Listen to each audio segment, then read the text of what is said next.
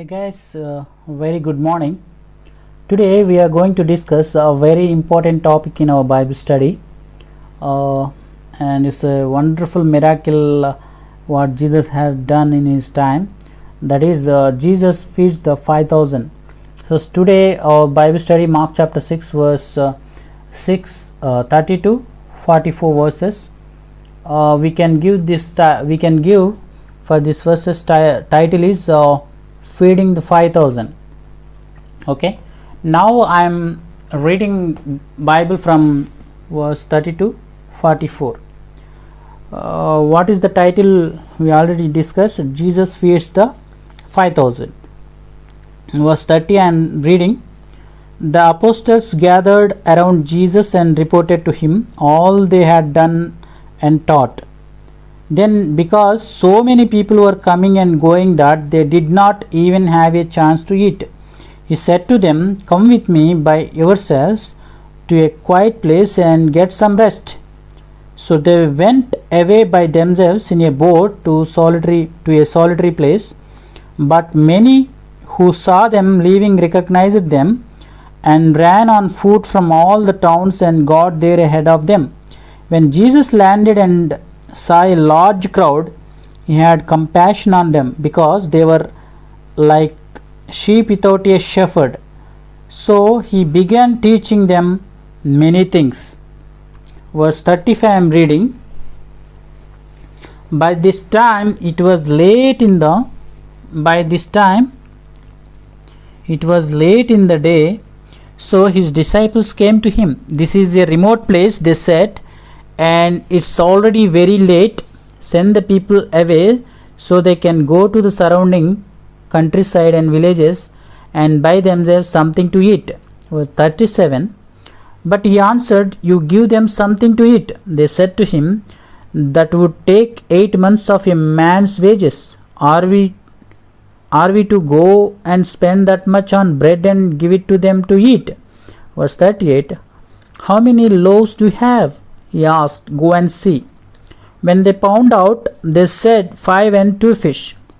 Then Jesus directed them to have all the people sit down in groups on the green grass. Verse 40. So they sat down in groups of the hundreds and fifties. Taking the 5 loaves and the 2 fish and looking up to heaven, he gave thanks and broke the loaves. Then he gave them to his disciples to set before the people. He also divided the 2 fish among them all. They all ate and were satisfied. And the disciples picked up 12 basketfuls of broken pieces of bread and fish. The number of men who had eaten was 5,000. This is the 44th verse. The number of the men who had eaten was 5,000. So we have to read this passage 2 to 3 times, then we can understand who is the writer and what is the context and what are the common words and when it was written, and we can find those kind of answers from these verses. So what is the title we can put here? Like feeding the 5,000. So from Mark chapter 6 verse 30 to 44 we can prepare some questions on these verses. What kind of questions we can prepare? So we can prepare so many questions, but in our Bible study we have prepared total 11 questions. So for that 11 questions we can get answers from here today. So one by one we can discuss. So the first question we can see, where were the disciples before verse 30? What had they been doing? Is there anything we can learn from this about training workers? The second question, what did Jesus plan for them? Why did they especially need a rest this time? Is it okay to have some time to ourselves for rest, or is that being lazy when there is work to be done? The fourth question, did the crowds respect their wishes and give them some time alone? What can we learn from this about human nature? Are there people in our lives who need a lot of attention even when you don't feel like giving it? And sixth question, what did Jesus do when he saw his plans had been messed up? Is there anything we can learn from Jesus' attitude here? Why did Jesus have compassion on them? Do you feel likewise when looking at the masses of your city? At the same time, seventh question, why do you think Jesus asked the disciples to give them something when he knew they wouldn't have been able to? And eighth question, what observation do you have about the miracle which Jesus performed? And the ninth question, is there any significance to the numbers 5 and 2? Just that they were very small numbers. And 10th question, from other gospel accounts, where did these loaves and fish comes from? What can we learn from the boy who gave them? Why do you think there were 12 baskets of food left over? So if you can cross check the same passage, other gospels, if we can look at John chapter 6 verse 1 to 14, the parallel account which mentioned the boy who gave the loaves and fish. And now we can check that Colossians chapter 3 verse 12 to 13, put on then as God's chosen ones, holy and beloved, compassionate hearts and kindness, humility, meekness and patience, bearing with one another, and if one has a complaint against another, forgiving each other as the Lord has forgiven you. So you also must forgive. And the 1 Corinthians chapter 14 verse 40 we can look at, all things should be done decently and orderly. A new commandment I give you, that you love one another just as I have loved you. You also are to love one another. Where it written? John chapter 13 verse 34. Now we are going to see the 11th. We have 11 questions, right? So now we are checking the answers for that 11 questions. Here, when the apostles met with Jesus, they were not talking about what Jesus had been doing or teaching, but what they had done and thought. Did you get that point? Here, when the apostles met with Jesus, they were not talking about what Jesus had been doing or teaching, but what they had done and taught. This is yet another passage that gives us a lot of insight into how Jesus trained the disciples. They were not just bystanders observing Jesus' ministry, they were part of it. They participated in it. Sometimes their participation was in deeper, smaller group discussion after Jesus' miraculous teachings. Sometimes their participation was in preparing something like the place for the Last Supper, or later in this passage finding some food. Sometimes it was asking Jesus more questions. And here we see they were also going around teaching the world. As effective as Jesus was, he was still just one person. He could teach big crowds, but he was still limited to one place at a time. To make a bigger impact that would stretch to the ends of the earth, Jesus had to train others. He had to produce. The disciples going around teaching meant that Jesus' ministry expanded 12 times. In addition to the principles of reproduction and disciple making which we can get from this, we also learn another important lesson. This is that being a faithful disciple requires more than just going to listen to the pastor at church. The disciples' participation in Jesus' ministry in many different ways set them apart from the listeners who came to observe. Every Sunday you can go to the church and see many rows of pews or seats start to fill up. But church should not be like watching a sports competition with a clear division between athletes and spectators.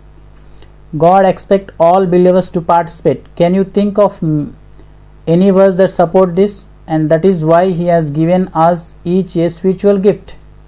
Serving the body of Christ can take many different forms. But each of us should be doing something. Are you? Jesus showed genuine concerns for the disciples. They had been very busy doing ministry. Certainly, they had faced many difficulties as well as opposition from Satan and his minions. Jesus asked them to go to a scheduled place and rest.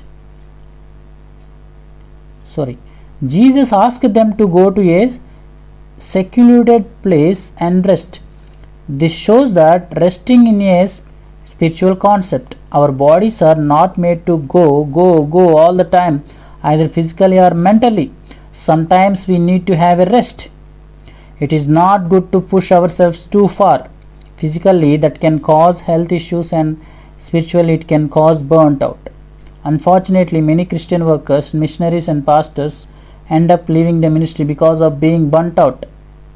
There are many causes of this, but one potential cause is a lack of rest. Not enough time to recharge our physical and spiritual batteries. In addition to taking the time to rest ourselves, we can take initiative to help some Christian workers. How? For example, you could offer to babysit to give parents a break, or you could make a meal and take it to homemaker who is worn out. But before we go too far, we should remember there is a balance. While some rest is good, too much rest could be laziness. The disciples were not always resting. In fact, right before this, they had been out on a preaching tour. We need to have discernment. And husbands also need to pay attention to observe their wives, to provide some time of rest for them, since they are weaker vessels. While Jesus was showing concern for the disciples, the common people were not. They did not care how tried Jesus or the disciples were. Their minds were filled with what they wanted to get or see, rather than what they could do for others. What should they have done at this point? Instead of just presuming that Jesus and the disciples were always ready for serving them, they could have asked even better. They could have used their eyes and seen the very expressions and came up to Jesus and said, I have noticed that you and your disciples are busy from before dawn until after dusk every day, preaching to us, healing us, and serving us. You must all be very tired. Today come to my house. My friends and I have prepared a nice meal. You can all have a warm bath, enjoy the meal, and there are beds, mats ready for you to hit the sick and get a good night's sleep. I will personally stand at the door and make sure none of you are disturbed until you have slept for 10 hours. It is not surprising that nowhere in the gospel do we see any such invitation. In today's world, it is also rare. We can all learn a lesson from this. What can you learn? I can learn to show consideration for others, especially pastors, teachers, workers. They work hard to serve us, and we can help make their lives easier and prevent burnout by caring for them and thinking what we can do for them rather than what we can get from them. Jesus is a prime example of showing compassion to others, first to the disciples and now to the crowds. When people impose on us, our first reaction is to get angry or bitter. Yes, they shouldn't do it. People should show consideration to us. They should be polite. And yet, when people didn't treat Jesus and his disciples the right way, he responded with love. This is what Jesus meant in John chapter 13 verse 34. When he said to love others how he has loved us. He loved by putting other people first and by returning good for evil. Jesus' compassion for the people extended beyond their physical needs to their spiritual needs. He saw them how they really were lost. Knowing that they were lost motivated Jesus to help them. Next time you in the subway during rush hour look around. Use your eyes to observe. You will probably notice a lot of pushing and shoving and maybe some angry words or glances. You will notice people cutting in line. You will notice girls and guys in their teens hanging all over each other. You will notice guys with bloodshot eyes reeking of alcohol. You will notice young guys refuse to get up from their seats and give it to a pregnant lady. You will notice old people walking from a car to car looking around and hoping someone will give them a seat. You will notice masses of people playing video games. You may notice women wearing very little but lots of makeup. You will notice whiny and disobedient kids and desperate parents. Before the end of your trip, you will see thousands of people going here and there. I don't want you to just be one of the mob, getting annoyed with everyone around you and pushing and shoving right back. Realize that the vast majority of the people you see are lost. They are like sheep without a shepherd, just like the crowds that Jesus saw. I hope that you will have compassion for them like Jesus did and does. Pray for them and let this fact motivate you to reach as many of them as you can while you can. The disciples suggested that Jesus send the people away so that they could eat.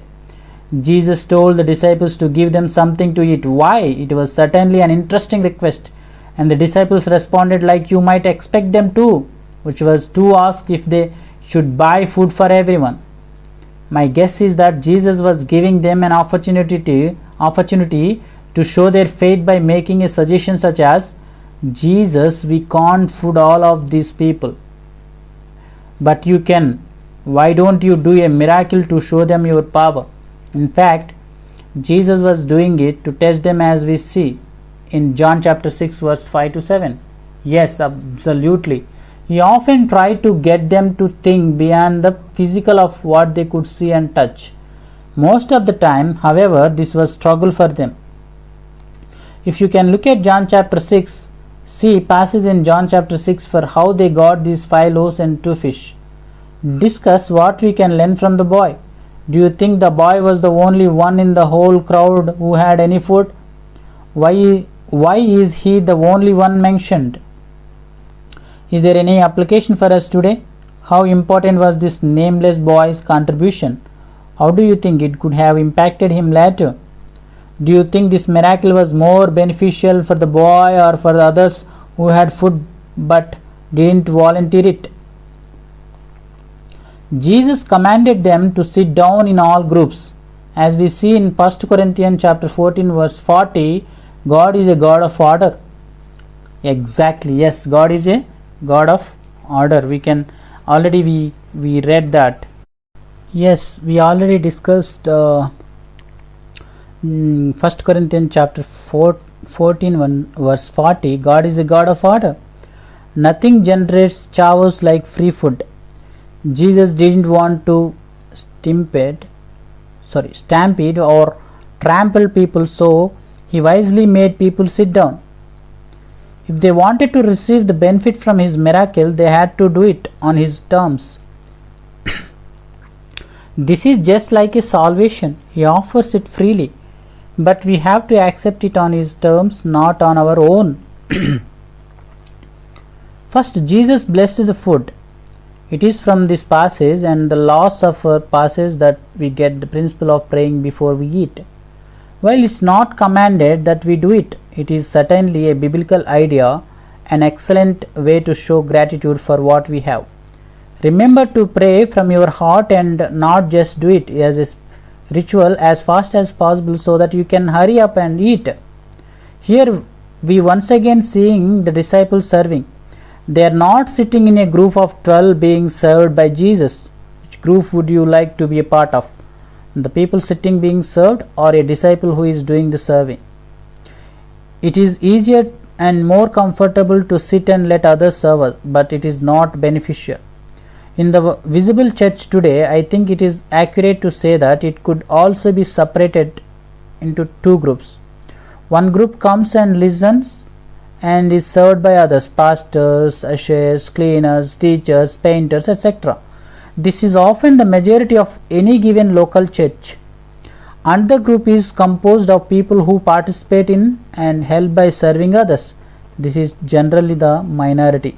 Which group are you in? Even if you are helping some, don't be content to sit and watch most of the time while helping every now and then. The disciples were continually helping Jesus serve the people, and that should be our goal as well. Not only in church, but also in our families, fellowships, small groups, marriages, etc. The people ate and were satisfied. One obvious point from this is that Jesus made enough food for everyone. It was free, so they surely ate up. But after thinking of this verse, I know that this satisfied feeling they got from the food wore off by the next day. But the disciple could be spiritually satisfied because they took the bread of life, which means they would never be hungry again. True satisfaction doesn't come by allowing others to serve us. There were 12 baskets left over. As many have commanded before, this meant one for disciple. I don't know if that was intentionally or meaningful or not, but nonetheless Jesus made sure that the disciples were provided for. He didn't forget them. If you serve him, he won't forget you either. So today we had a discussion about Mark chapter 6 verse 30 to 44. Feeding the 5,000 is a great miracle. In next Bible study we'll meet. God bless you all.